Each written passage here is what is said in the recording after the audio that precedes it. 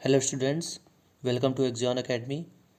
आज हम लोग पेपर के पॉइंट ऑफ व्यू से जो मई में एग्ज़ाम शुरू हो रहे हैं उसके लिए हम लोग क्लास 10th के लिए कुछ न्यूमेरिकल्स जो इम्पोर्टेंट हैं स्पेशली हमने ये सैम्पल पेपर से लिए हैं, तो ये एग्ज़ाम के पॉइंट ऑफ व्यू से बहुत इम्पोर्टेंट हो सकते हैं।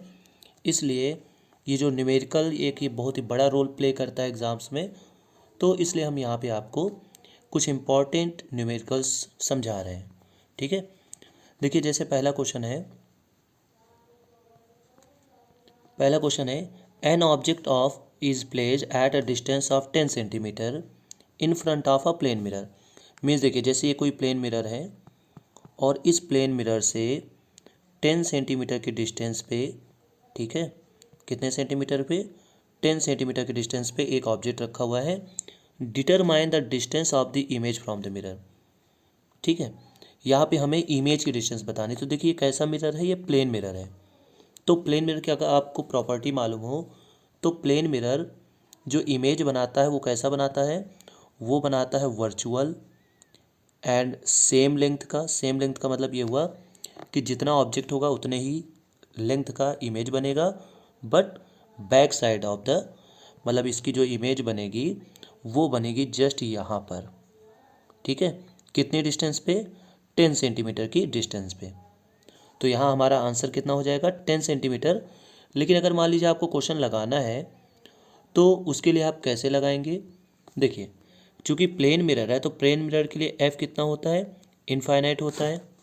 ठीक है, यू कितना गिवन है, तो यू गिवन है माइनस का 10 सेंटीमीटर। यहाँ पे आप ध्यान दीजिएगा यू हमेशा माइनस में रखा जाता है और वी के बारे में पूछा गया है।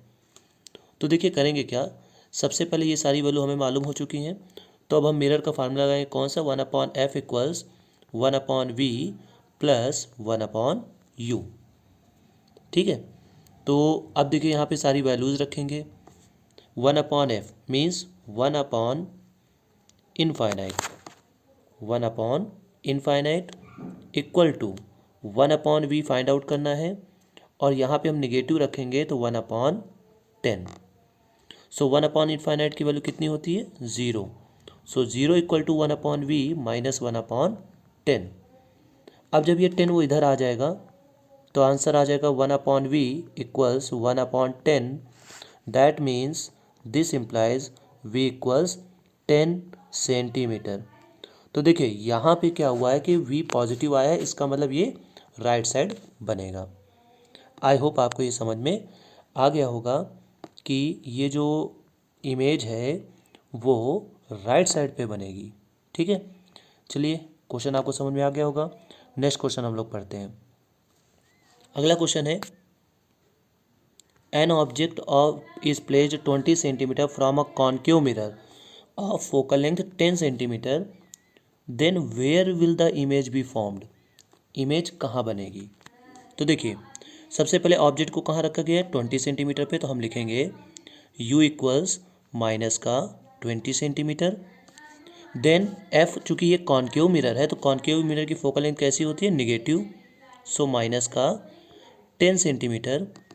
और यहाँ पे हमें v के बारे में बताना है, तो फिर से वही फार्मूला लगाएंगे। कौन सा, 1/f equals 1/v plus 1/u, mirror formula.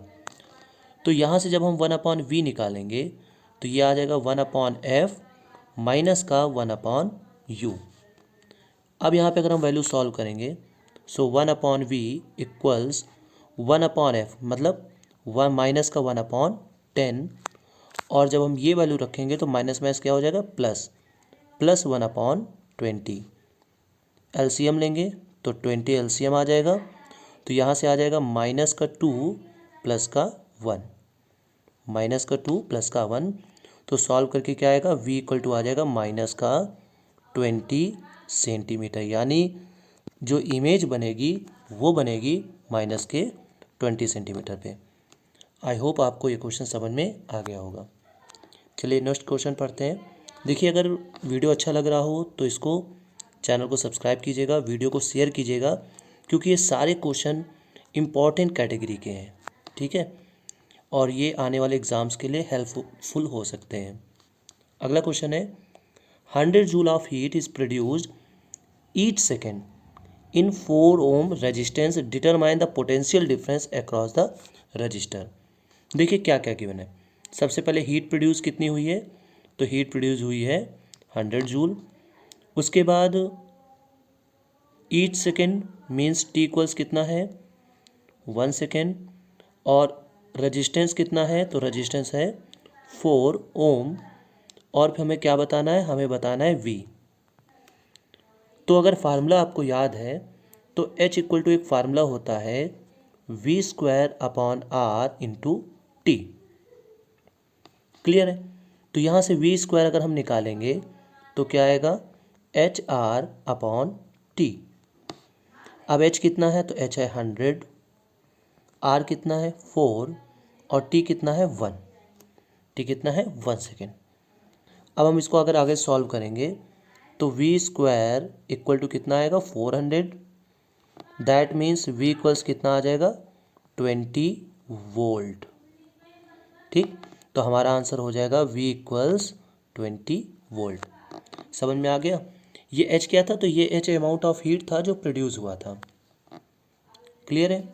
चलिए नेक्स्ट क्वेश्चन पढ़ते हैं। अब देखिए ये नया टाइप का क्वेश्चन है, एसर्शन और रीज़न। देखिए इसमें होता क्या है, कुछ एसर्शन दिया जाता है, कुछ रीज़न दिया जाता है। सपोज दैट एसर्शन का मतलब कोई आपसे बात कही जाती है, हो सकता है वो बात सही हो सकता है वो बात गलत हो। तो पहले तो हमें ये समझना होता है कि बात सही है या गलत। क्लियर है। फिर ये बात जो हमने कही है उसका रीज़न क्या है, उसको कहा क्यों गया है। ये अब जो कहा गया है वो सही है या गलत, ये देखना होता है। ठीक है, समझ रहे ना आप।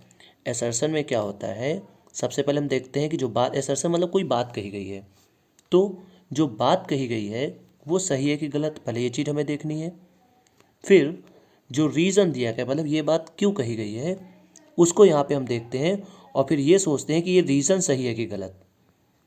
अब अगर मान लीजिए रीज़न सही है, एसर्शन भी सही है, तो उस केस में देखा जाता है कि जो रीज़न है ये एसर्शन की, जो एसर्शन यानी जो बात कही गई है उसको एक्सप्लेन कर रहा है या नहीं।